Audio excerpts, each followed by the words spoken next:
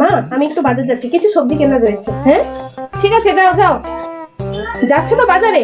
তা ওইটুকুনি টিপ আর ওইটুকুনি সিঁদুর পরেছো কেন? যাও বড় করে সিঁদুর আর বড় করে টিপ পরে এসো। আমি তো চশমা পরেও খুঁজে পাচ্ছি না তোমার এই টিপ আর সিঁদুর। আর কত বড় টিপ পরবে? ঘোমটাটা দাও। আচ্ছা ঠিক আছে, আমি এক্ষুনি বড় টিপ পরে আসছি।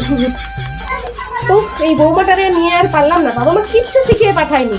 দেখুন তো মা, এবার ঠিক আছে নাকি আরো বড় টিপ পরবে? মা এ কি বৌমা, তুমি এরকম ভাবে সেজেছো কেন? তারপর খুশি মতো কেন মা? আপনি তো এক্ষুনি বললেন বেশ বড় করে টিপ করতে, তাই তো পরে এসেছি।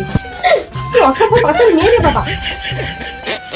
ঠিক আছে বৌমা, ঠিক আছে, যাও। তুমি আগে যেরকম সিঁদুর পরেছিলে টিপ পরেছিলে ছোট ছোট করে, ওইভাবেই পরে এসো, যাও। কে সাজে এরকম তারকা রাক্ষসীর মতো?